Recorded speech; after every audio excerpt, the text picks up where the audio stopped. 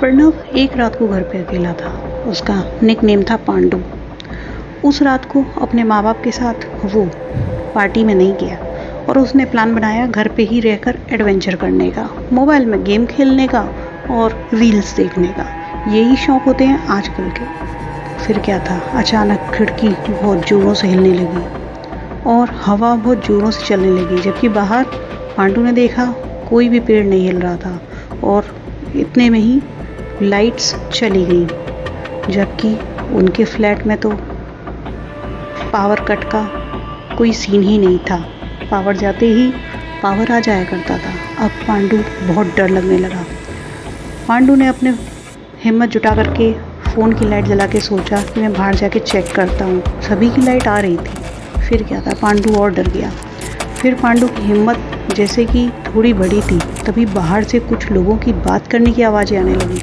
अब क्या था, पांडु पूरी तरह से डर गया। पांडु इन सारी आवाज़ों से बहुत ज़्यादा घबरा रहा था। इस वीडियो को पूरा देखने के लिए चैनल को लाइक सब्सक्राइब अभी कर लीजिए। ये कहानी है एक ऐसी सच्ची घटना की जिसे आज हम आपको बताने जा रहे हैं। Sanjay Gandhi national park, Mumbai. जी हाँ, ये वो हॉन्टेड जगह है जहाँ पे गवर्नमेंट ने आफ्टर सनसेट जाने के लिए मना करा हुआ है। फिर भी पांडु वहाँ जाता है और देखिए उसके साथ उस रात को क्या होता है। उस रात की दिल दहला देने वाली कहानी, और ये है एक सच्चा किस्सा, उन्हीं के माध्यम से हम तक आया हुआ। अगर आपकी भी कोई ऐसी हॉरर स्टोरी है या आपने भी कुछ एक्सपीरियंस किया है ऐसी पैरानॉर्मल चीज़ों के बारे में, आपके फ्रेंड्स ने किया है, तो आप बिल्कुल हमें मेल पे भेज सकते हैं। मेल आपको लिंक बॉक्स में मिल जाएगा। आप जाएंगे, आप नीचे डिस्क्रिप्शन में क्लिक करिए, वहाँ पे आपको मिल जाएगा, या फिर कमेंट बॉक्स में पिन मिलेगा, आप वहाँ पे देख लीजिएगा और कमेंट करिए या मेल करिए, हमें अपनी स्टोरी बताइए, हम लेके आएंगे उसे एक कहानी के रूप में। चलिए वीडियो को स्टार्ट करते हैं। चैनल लाइक सब्सक्राइब अभी नहीं किया है तो कर दीजिए जल्दी से। प्रणव को घूमना और बाहर जाना और अपनी माँ की बातों को अवॉइड करना बहुत अच्छा लगता था। ये उसके शौक़ से बन गए थे। वो डेली जब भी स्टडी के बाद घर आता था तो हमेशा बैग रख के अपने दोस्तों के साथ खेलने चला जाया करता था, और उसके बाद में उसका आने का कोई ठिकाना ना होता था। उसकी माँ ने उसे हमेशा मना करा था कि फ़ोन और ये तुम्हारे लेट आने की आदत दोनों मुझे पसंद नहीं है, इसकी वजह से किसी दिन तुम परेशानी में पड़ जाओगे। पांडु कहता था चिल मॉम, ऐसा कुछ नहीं होता। तब क्या, एक दिन पांडु घूमते घूमते उनके फ्रेंड के साथ एक प्लान बनाता है। उसे एडवेंचर करना बहुत पसंद था। उसने चुना संजय गांधी नेशनल पार्क को। जी हाँ, और वो वहाँ चला गया। वहाँ पे बोर्ड भी लगा हुआ था। उसने बहुत मजाक उड़ाया। फ्रेंड्स थे साथ में, 7-8 फ्रेंड्स थे वो लोग। जब सारे लोगों में एक बहुत सिंसियर लड़का था, उसने कहा कि नहीं, ऐसी जगह पे मजाक उड़ाना अच्छी बात नहीं है, चलो देखते हैं। फिर क्या था, वो लोग वैसे तो कई बार वहाँ पे घूमने आ चुके थे, लेकिन अब की बार वो लोग अराउंड 4 बजे के पास आए थे, जबकि वहाँ पे 5 बजे के बाद 5 साढ़े 5 बजे से बिल्कुल बंद कर दिया जाता है, क्योंकि सनसेट के बाद वहाँ पे गवर्नमेंट की तरफ से ही बैन है। लेकिन वो लोग जो है छुप करके वहीं रुक गए।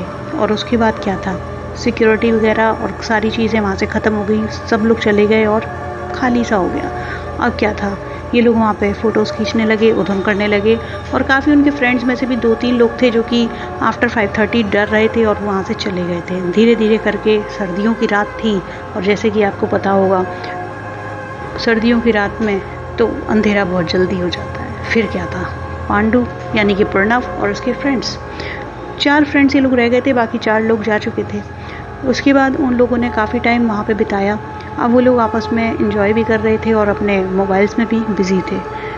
तभी प्रणव के घर से कॉल आता है। उसकी मदर कहती है, घर नहीं आना है क्या? देख रहे हो कितनी नाइट हो रही है, आज अमावस्या है और आज के दिन ज़्यादा बाहर देर तक नहीं घूमना। लेकिन इस बात को प्रणव ने ध्यान नहीं दिया, क्योंकि उसके लिए अमावस्या का कोई मतलब नहीं था, वो जानता ही नहीं था। उसकी माँ हमेशा उसे कई सारी बातें बताती थी, लेकिन वो सुनता ही नहीं था, क्योंकि वो हमेशा मोबाइल में लगा रहता था। अब क्या था, प्रणव ने कहा ठीक है मैं आ रहा हूँ।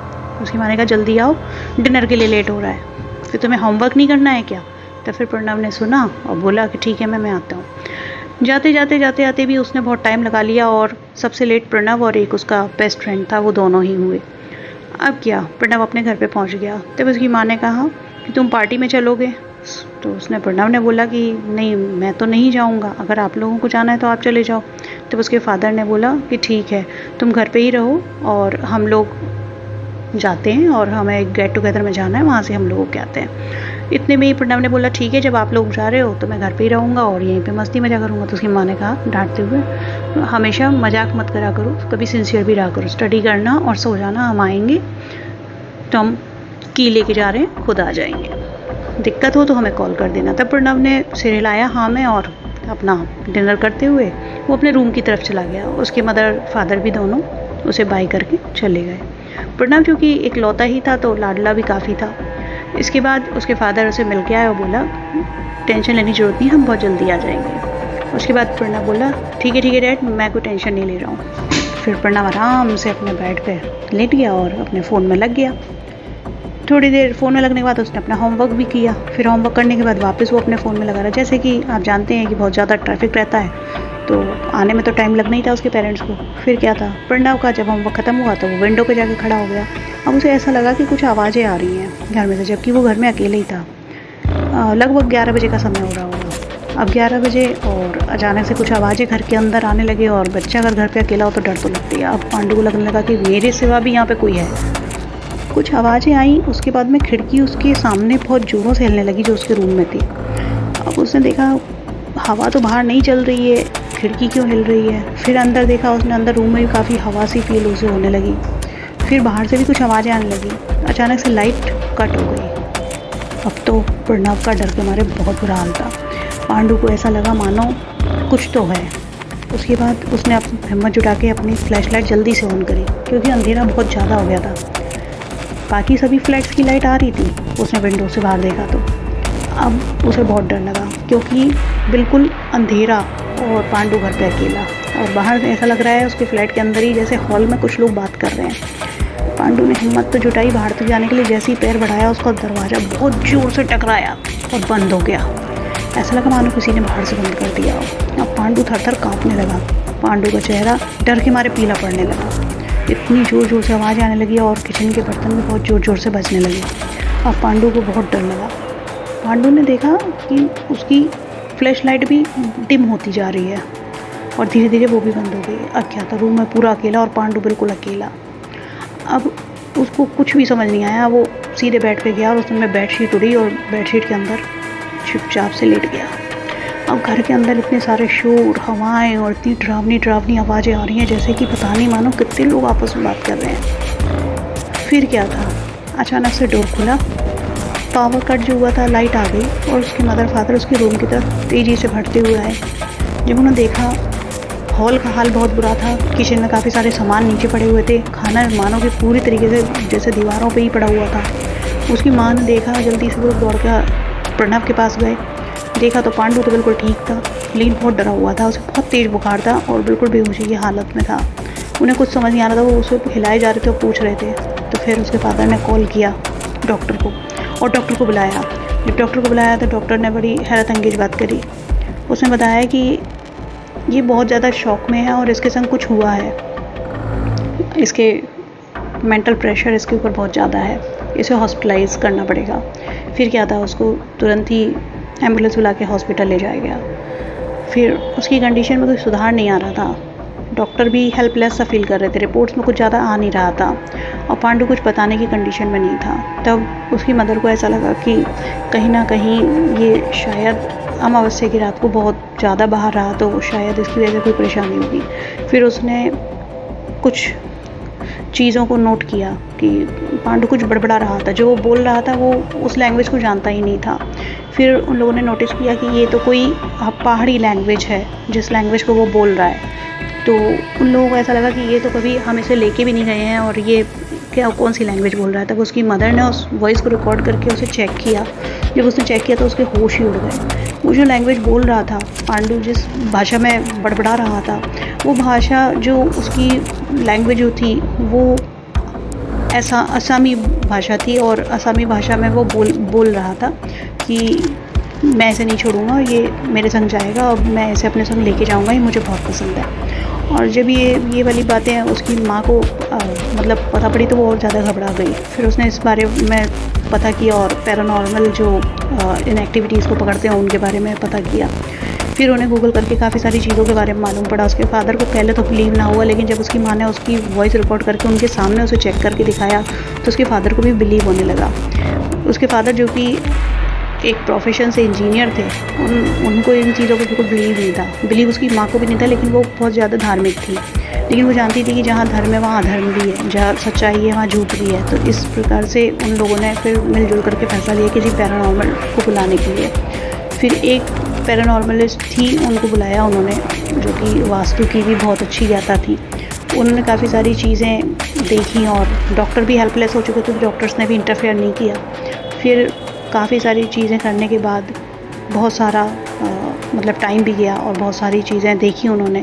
तब मालूम पड़ा कि जो सुपरनैचुरल पावर जो थी वो प्रणव के अंदर आ गई थी। क्योंकि प्रणव ने क्या किया था, जब वो घूमने के लिए वहाँ पे गए थे संजय गांधी नेशनल पार्क में, तो वो जब पार्क के अंदर गए थे तो वो लोग रात तक वहाँ पे थे, लेकिन सारे दोस्त जो थे वो एक साथ थे। जबकि प्रणव क्या है, अंदर की तरफ अकेले चला गया था और उस दिन अमावस्या थी और अमावस्या वाले दिन अकेले वो पार्क के उस हिस्से में चला गया जहाँ पे एक जो आसामी टूरिस्ट होते हैं जो घूमने आते हैं, उसका वहाँ पे मर्डर हुआ था। कुछ चीज़ें ऐसी हो जाती हैं कहीं पर जिनका पता हमें कई सालों बाद नहीं होता है, लेकिन कई सालों पहले घटी ये घटना लगभग सन 1960 की बात थी। उस समय वो टूरिस्ट वहाँ पे गए होंगे और उस समय के पास उसके साथ में कुछ अनहोनी घटना घटी थी और वो काफ़ी समय से वहाँ अकेली थी वो आत्मा। और जब उसे साथ मिला प्रणव का, तो उसे लगा जैसे प्रणव मेरे लिए आया है। वो काफ़ी समय से अकेली थी, प्रणव को देख करके उसे बहुत अच्छा लगा और वो प्रणव को पोजेस्ट कर लिया उसने और प्रणव के साथ ही आ गई। और जब प्रणव आया घर पे तो वो उसके साथ साथ आ गई और इसीलिए उसके साथ के और भी जो लोग थे वो वहाँ पे आकर के घर में उधम कर रहे थे और उसी ने उसे पोजेस्ट कर लिया था।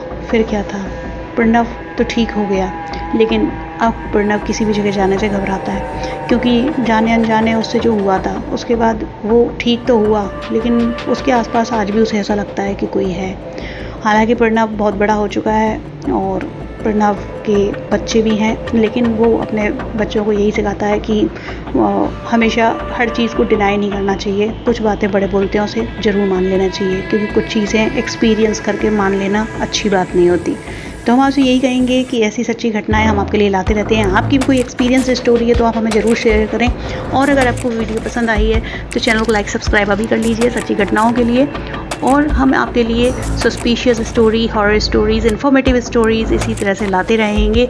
कहीं ना कहीं आप और हम सभी जानते हैं कि अच्छाई है तो बुराई भी है, और इस कहानी को आप तक पहुंचाने के लिए जिन्होंने हमें ये भेजी है, थैंक्स फॉर हिम।